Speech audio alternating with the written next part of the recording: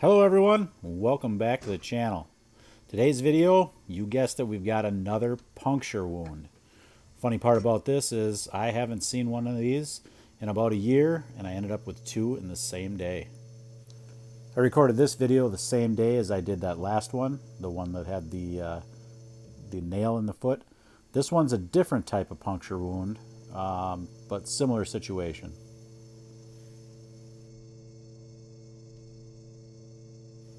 Whenever I'm diagnosing lameness, the first thing I'm going to do is watch the cow walk. In this case, it was pretty obvious this foot was very tender and she wasn't putting a lot of weight on it. The next thing I'm going to do is when I get the cow in the trailers, I'm going to look for swelling.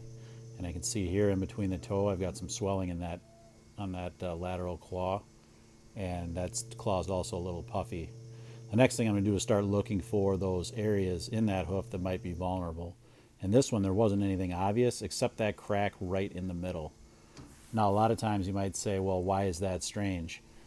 For hoof problems in general, they almost never happen in those areas outside of the white line and outside of that typical sole ulcer area, unless it's a puncture. And this one was obvious right off that we had a puncture situation.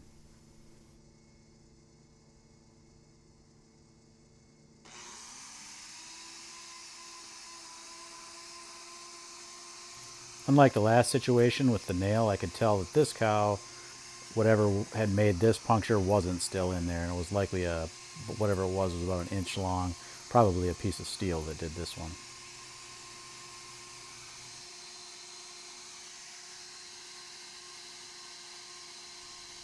Right here, I'm using my grinder to lower that puncture site area so that I have less paring to do with my knife to remove that hoof around it.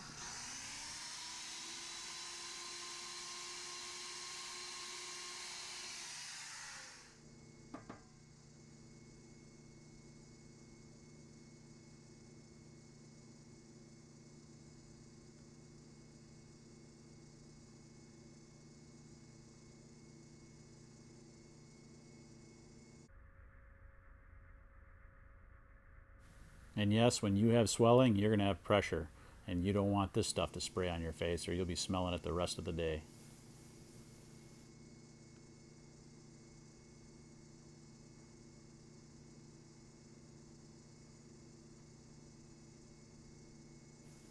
Now, much like the last video, I'm going to carefully remove all this loose horn because there's going to be a cavity underneath from that puncture. I want to do this as carefully as I can without damaging the corium underneath.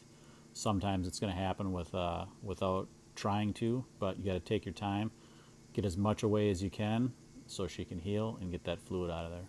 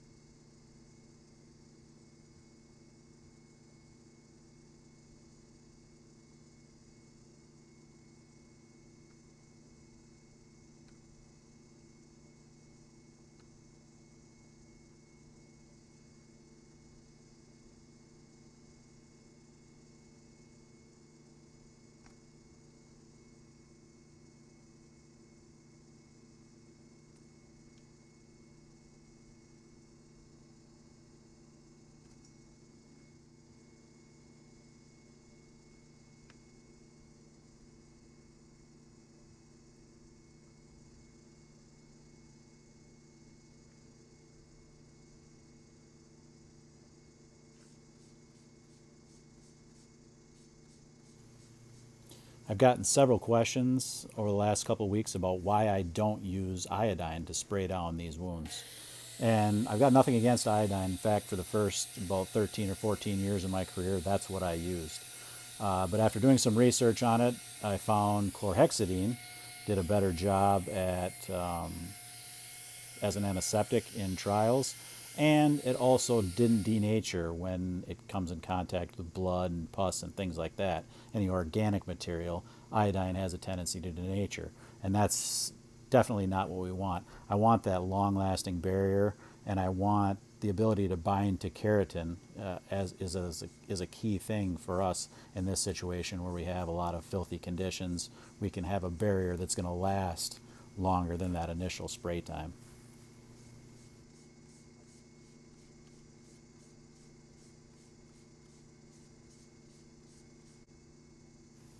If you're looking at this wound now and seeing some what appears to be loose horn there, you're not seeing things. There is still a little bit left, but it's got some corium attached at the very edges, and I don't want to mess with that anymore. The way I've got this opened up now is giving her plenty of space. It's all away from the initial lesion spot, which is the absolute key to this. So I'm not gonna quit messing with it. I'm just gonna wrap it up and let her go. Seeing these two punctures in the same day leads me to believe that there's got to be something going on out in the pasture. These are a grazing. This is a grazing herd, and a lot of times, what happened back in the old days is when they had a building or a structure that would go down, they would just bury it. And with the rains we have in the spring, a lot of times you can unearth some of that stuff, and I think that's what's happened here. Cows tend to travel along the same paths, and likely got into the same area. So farmer was notified of that, and will be looking to find out and see where this could possibly come from. She didn't know offhand, and I could tell by the way she reacted when I showed her the nail from the first one that she was shocked that that's even what it was a puncture wound. But she'll figure it out and get this situation resolved.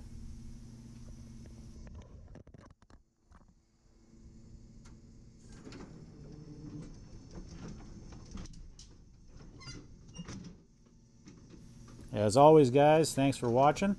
We'll see you on the next one.